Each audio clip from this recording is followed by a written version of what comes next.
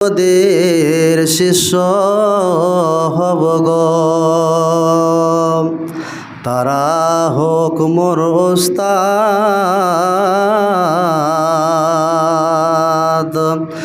যারা মৃত্যুর কোলে ঝাঁপিয়া পড়িতে সদা হয়ে থাকে উম্মাদ, সদা হয়ে থাকে উম্মাদ। আমি ওদের শিষ্য হব গো, তারা হোক মোর ওস্তাদ।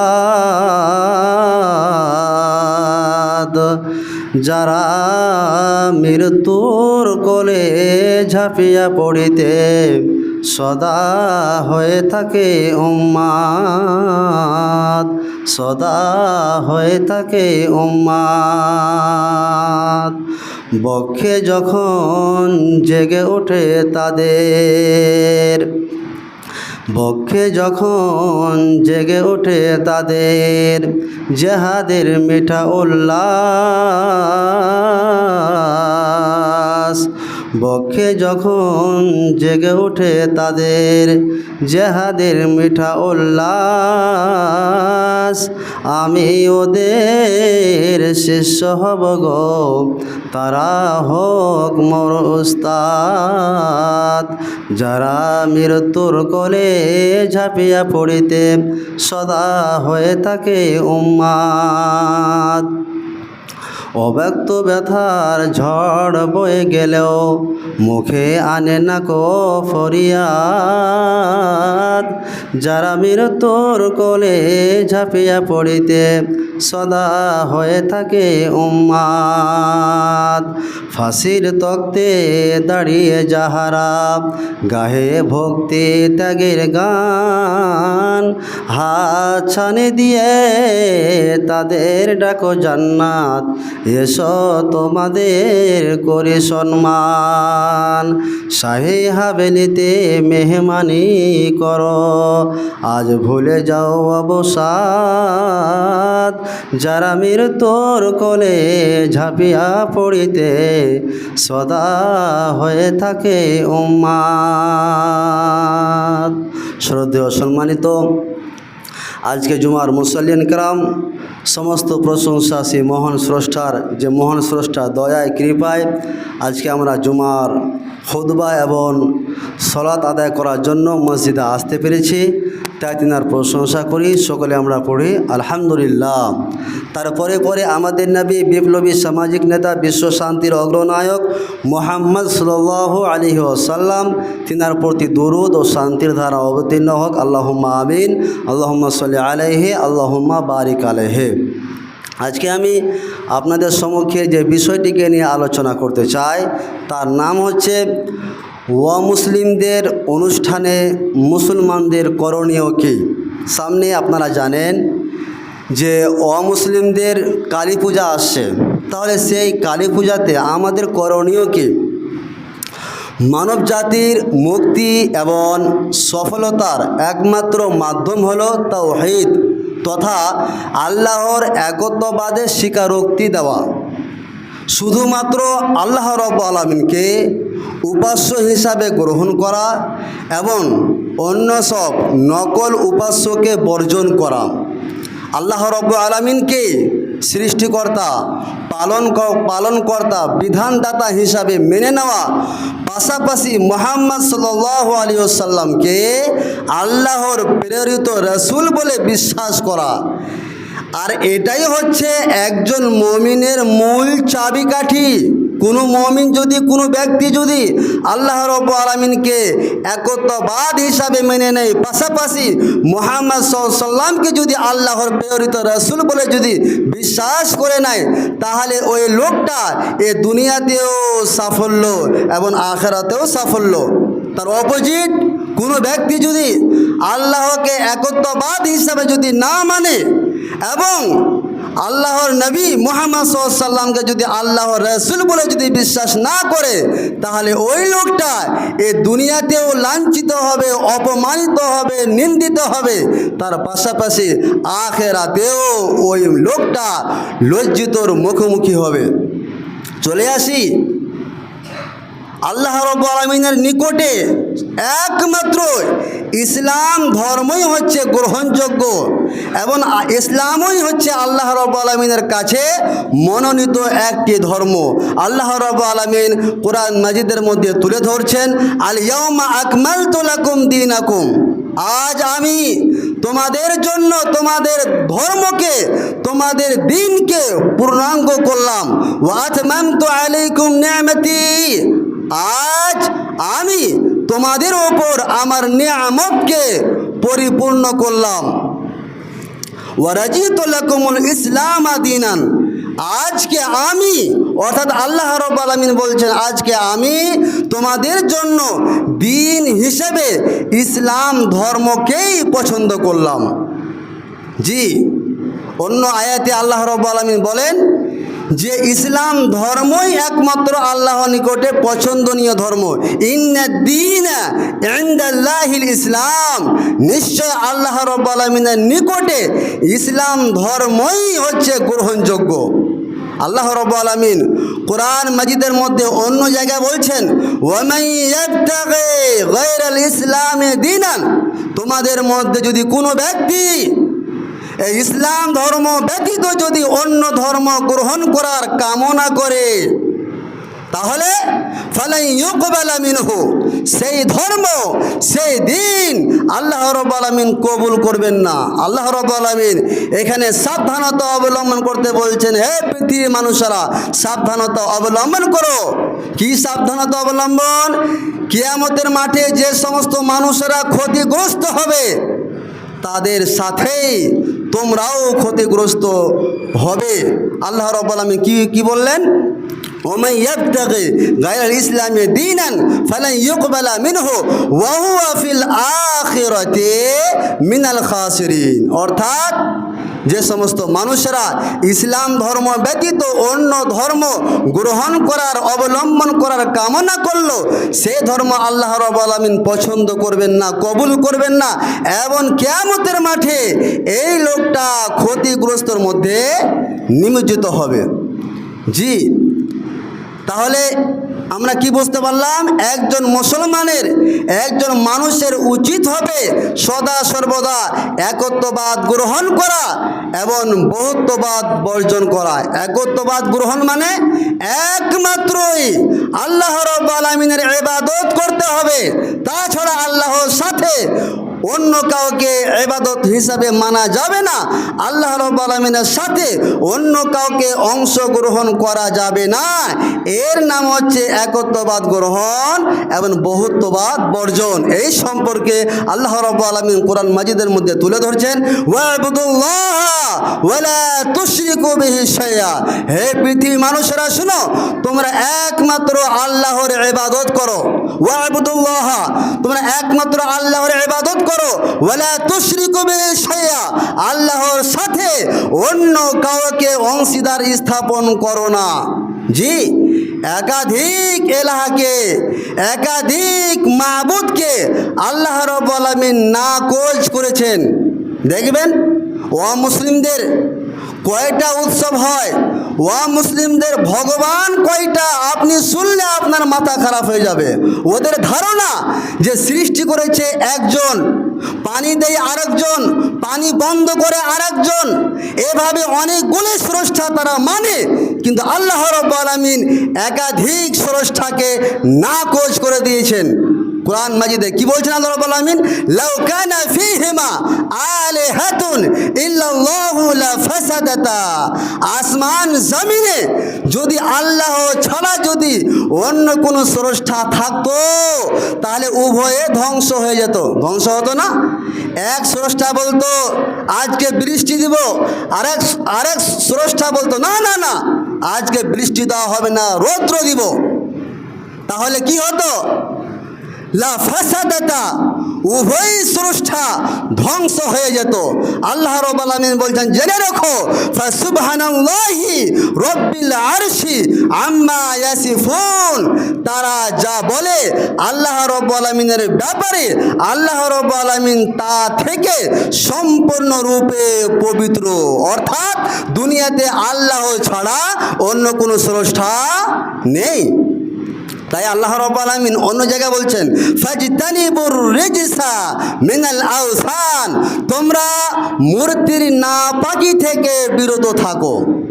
যে দুনিয়াতে যতগুলো রাসূল এসেছেন, আল্লাহ রাব্বুল আলামিন যতগুলো রাসূলকে প্রেরণ করেছেন, প্রত্যেক রাসূলগণের দায়িত্ব ছিল কি? আল্লাহ রাব্বুল আলামিন বলছেন, ওয়ালাকাদ বাআথনা ফি কুল্লি উম্মাতির রাসূলা, আমি প্রত্যেক জাতির মধ্যে রাসূল প্রেরণ করেছি।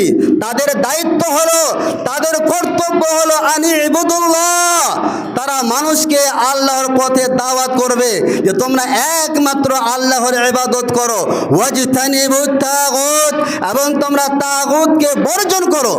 আল্লাহ রাব্বুল আলামিন তারপরে বলছেন, ফামিনহুম মান হাদাল্লাহ, যখন রাসূলগণ মানুষের সামনে যখন এই বলে দাওয়াত দিত, তাদের মধ্যে কতক মানুষকে আল্লাহ রাব্বুল আলামিন হেদায়েত দিয়েছেন, তিনারা হেদায়েত প্রাপ্ত হয়েছিলেন।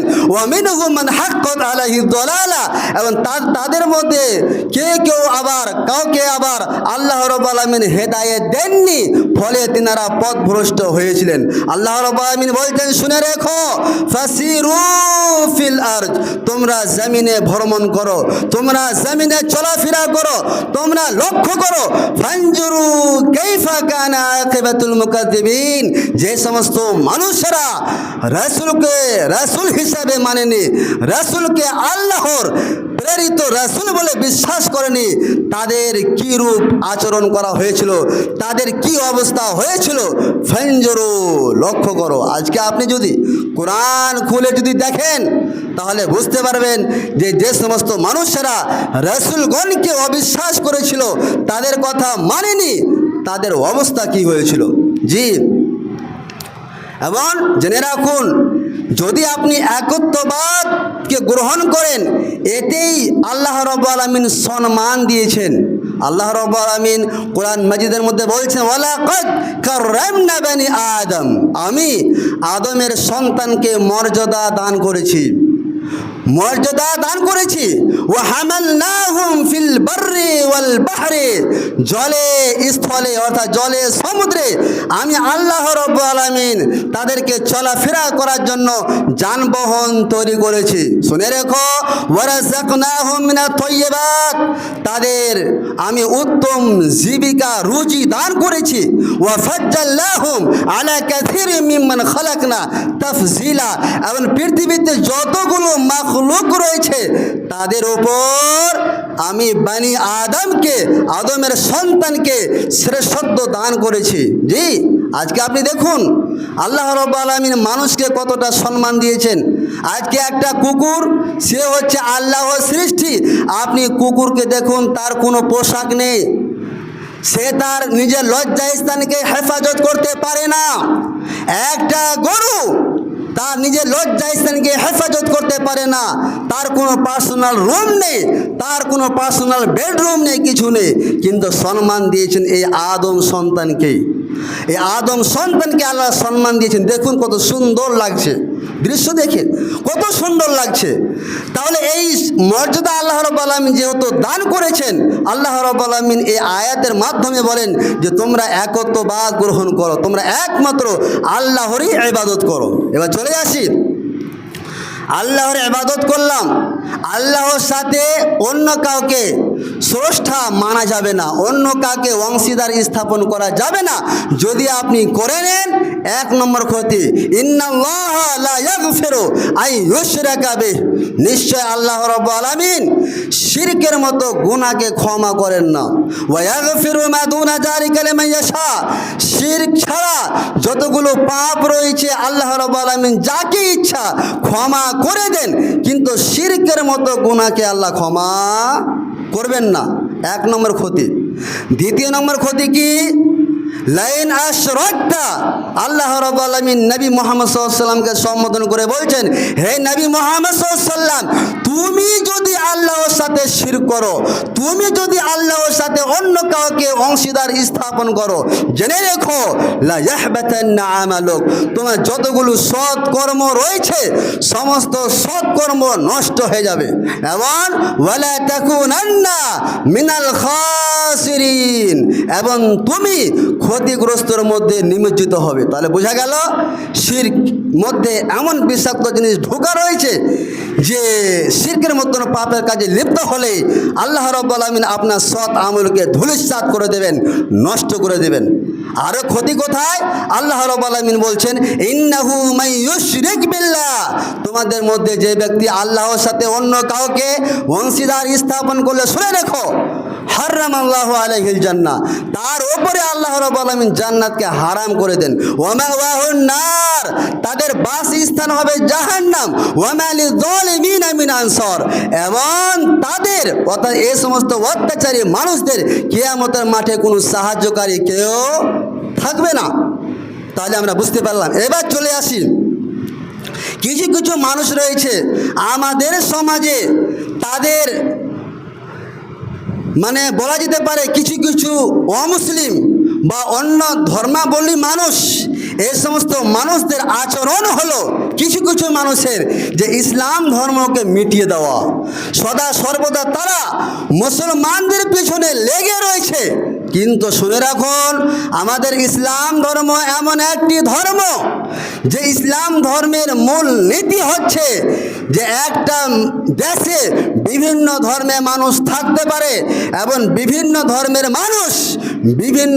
মানুষেরা তাদের ধর্মের উৎসবকে পালন করতে পারে তাদের নিজের গণ্ডির মধ্যে। এটা হচ্ছে ইসলাম। হযরতে ওমরের যুগে তিনি মুসলমানদের উপাসনালয় অর্থাৎ আপনার মূর্তি রাখার যে জায়গা, উপাসনালয়, সেই জায়গা রাখারও তিনি সুযোগ করে দিয়েছিলেন। আল্লাহ রাব্বুল আলামিন বলছেন কোরআন মাজিদের মধ্যে, দেখুন ইসলাম ধর্ম কি সুন্দর বার্তা দেয়, অথচ অন্যান্য ধর্মের মানুষেরা তাদের টার্গেট শুধু মুসলমানদেরকে নিয়ে।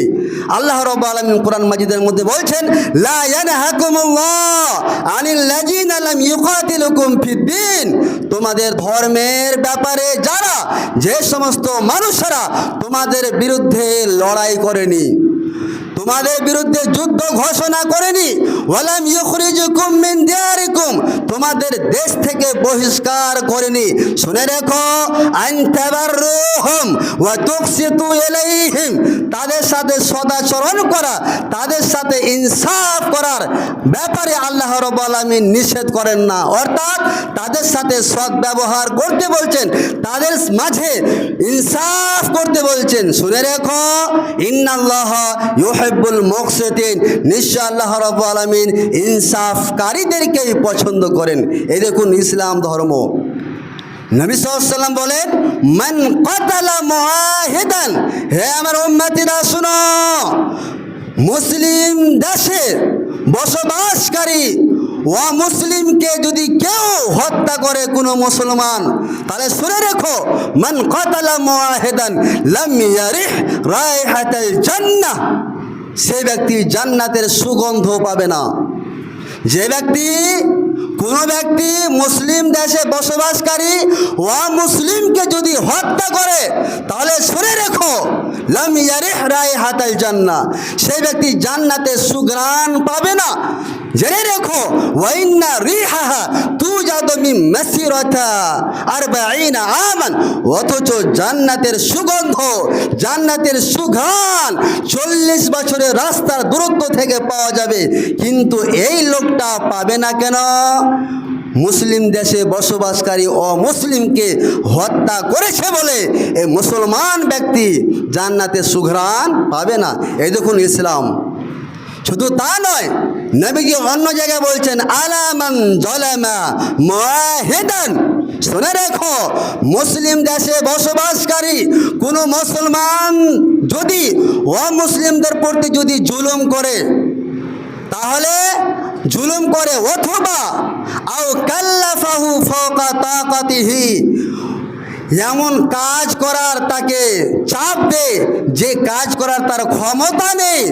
নবীজি বলছেন ফানা হাজিবহু ইয়াউমাল কিয়ামা, কিয়ামতের দিনে আমি নবী বলছি কিয়ামতের দিনে এই সমস্ত মানুষদের বিরুদ্ধে আমি বিবাদী হব। এই দেখুন ইসলাম ধর্ম, এই দেখুন ইসলাম শান্তি ধর্ম। কিন্তু কিছু কিছু মানুষ রয়েছে সমাজের মধ্যে, তারা বলে থাকে যখনই এই হিন্দুদের ও মুসলমানদের যখনই উৎসব আসে তখন বলে থাকে ধর্ম যার যার উৎসব সবার। জি না, খবরদার, এই কথা বলা যাবে না যে ধর্ম যার যার উৎসব সবার। আমি যদি আপনাকে বলি বিয়ে যার যার বউ সবার, সম্মতি হবেন তো? রাজি হবেন তো? আপনি বলেন মাওলানা সাহেব এই কথাটা শুনতে ভালো লাগলো না, তো ওটা ভালো লাগলো না, তো আমাকে এটা করে ভালো লাগবে যে ধর্ম যার যার উৎসব সবার। আপনি মুসলিম, আপনি হিন্দু, আপনি একজন মুসলিমকে তাদের উৎসবকে পালন না করতে গিয়ে আপনার নিজের উৎসবকে জবরদস্তি পালন করতে বলছেন, এতে কি মানায়? কখনো নয়। কাজে ধর্ম যার যার উৎসব সবার এ কথাটা না বলে এ কথাটা বলতে শিখুন ধর্ম যার উৎসবই একান্ত তার, ধর্ম যার উৎসবই একান্ত তার, এই কথাটা বলতে শিখুন। চলে আসি এবার, চলে আসছে কালী পূজা। এই কালী পূজাতে দেখবেন আমাদের মুসলমানেরা তাদের মেলাতে, তাদের অনুষ্ঠানে বেশিরভাগ এই মুসলমান মানুষরাই সেখানে উপস্থিত থাকে। আফসোস, আফসোস, জেনে রাখুন পূজা মণ্ডপে যদি আপনি দেখতে যান তাহলে আপনার ক্ষতি কোথায়? শুনে রাখুন, মূর্তি বা প্রতিমার সন্তুষ্টি অর্জন করার উদ্দেশ্যে বা সম্মানার্থে অথবা পূজা করার জন্য যদি আপনি অমুসলমানদের যদি উপাসনালয়তে যান তাহলে রেজা বিল কুফরের কারণে আপনার ঈমান নষ্ট হয়ে যাবে, এক নম্বর। দ্বিতীয় নম্বর হলো আপনি যদি এমনিতেই দেখতে যান তাদের অনুষ্ঠানে, সেটা কালী পূজা হোক, দুর্গা পূজা হোক, যে কোনো অনুষ্ঠান হোক না, যে কোনো অনুষ্ঠান হোক না কেন, অমুসলমানদের অনুষ্ঠানে যদি আপনি এমনি দেখতে যান তাহলে দেখতে যাওয়া হচ্ছে হারাম। আর যদি আপনি অজ্ঞাত বছরে যদি চলে যান তাহলে আপনাকে তওবা করতে হবে, ইস্তিগফার করতে হবে।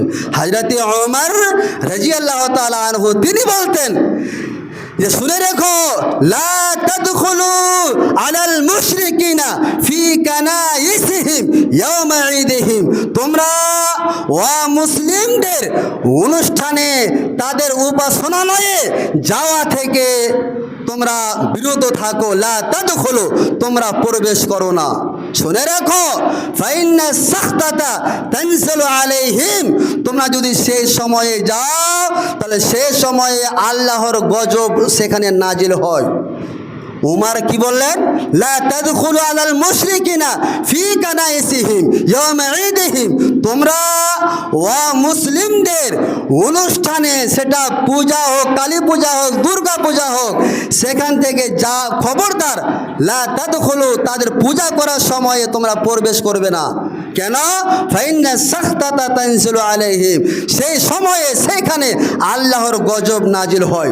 উমর আরো বলতেন ইজতানিবু আদাল্লাহ, তোমরা আল্লাহর দুশমনদের উপাসনালয়ে যাওয়া থেকে বিরত থাকো।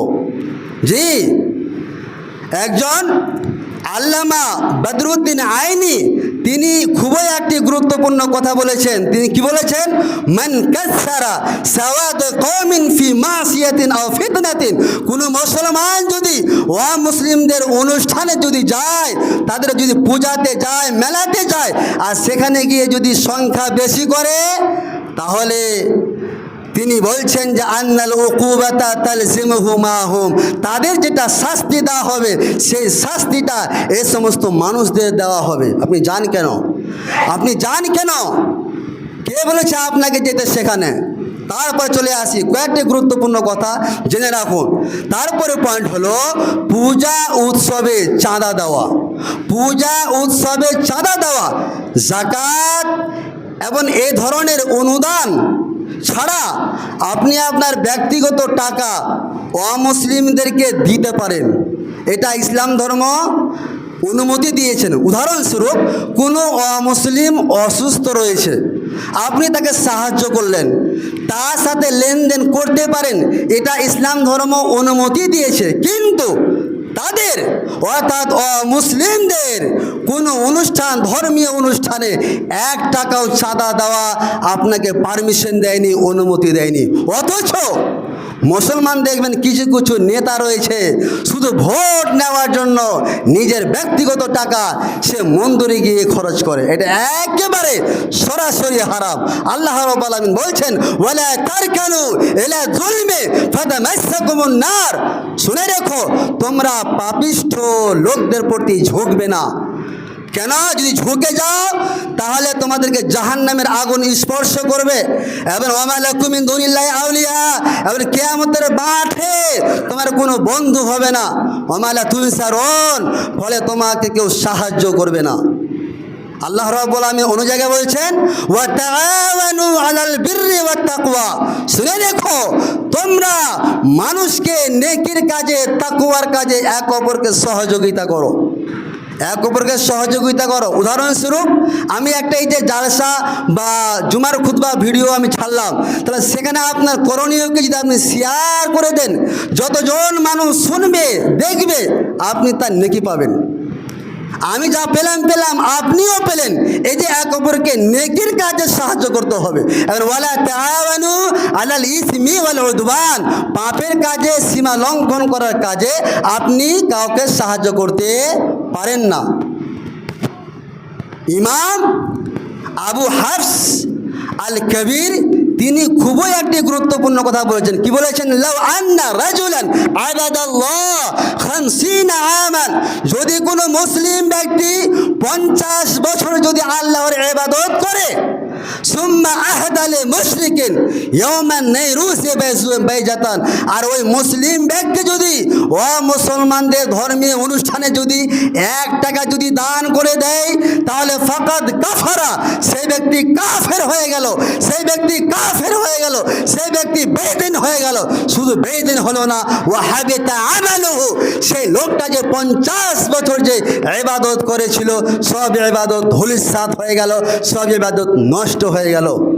এবার আপনি বলুন, আপনি সেই কালী পূজা অনুষ্ঠানে যান কি করে? সবচেয়ে আশ্চর্য লাগে, এই মুসলমানের বাচ্চা ওই কালী পূজা বা দুর্গা পূজার উৎসবে গিয়ে প্রথমে ফিতা কাটে। আস্তাগফিরুল্লাহ, কি অবস্থা হতে পারে? শুনে রাখুন, ইবনুল কাইয়্যিম রাহিমাহুল্লাহ বলেছেন যে মুসলমানদের কোনো ধর্মীয় অনুষ্ঠানকে কেন্দ্র করে আপনি তাকে শুভেচ্ছা জানাতে পারেন না। কি বলে?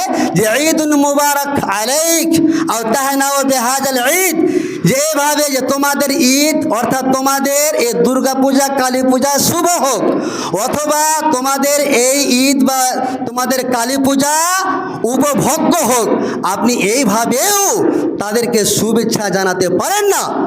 ইবনুল কাইয়্যিম রাহিমাহুল্লাহ বলেছেন, যদি এরকম কোনো ব্যক্তি বলে তাহলে ফাহারামুন, সেই ব্যক্তি হারাম কাজ করলো, সেই ব্যক্তি হারাম কাজ করলো বিল ইত্তিফাক। যতগুলো ভালো ভালো উলামায়ে কেরামগণ রয়েছেন সবারই একমত, যদি এরকম কেউ আচরণ করে কোনো মুসলিম, তাহলে সেই ব্যক্তি হারাম কাজ করলো। আর শেখ উসাইমিন রাহিমাহুল্লাহ বলেছেন যে অমুসলিমদের ধর্মীয় অনুষ্ঠানের উদ্দেশ্যকে কেন্দ্র করে মিষ্টি বিতরণ করা, উপহার বিনিময় করা অথবা প্রসাদ খাওয়া, এটা হচ্ছে শিরকের কাজে আর আমি বক্তব্যকে বেশি বাড়াচ্ছি না। আল্লাহর কাছে অবশেষে প্রার্থনা করে, হে পরওয়ারদিগারে আলাম, আপনার জন্য এই সমস্ত কাজ থেকে, অর্থাৎ সামনে সোমবারের দিন হচ্ছে কালী পূজা, তো কোনো মুসলমান, বিশেষ করে আজকে যে আপনারা বক্তব্য শুনলেন, কোনো মুসলমান তাদের উৎসবে অনুষ্ঠানে পা ঠেকাবেন না। বলুন ইনশাআল্লাহ। অবশ্যই আল্লাহর কাছে প্রার্থনা করি যে হে পরওয়ারদিগার আলাম, আমরা যেন বেশি বেশি করে নেকির কাজগুলো করতে পারি, তার তুমি ক্ষমতা দিও। সকলে পড়ুন আল্লাহুম্মা আমিন।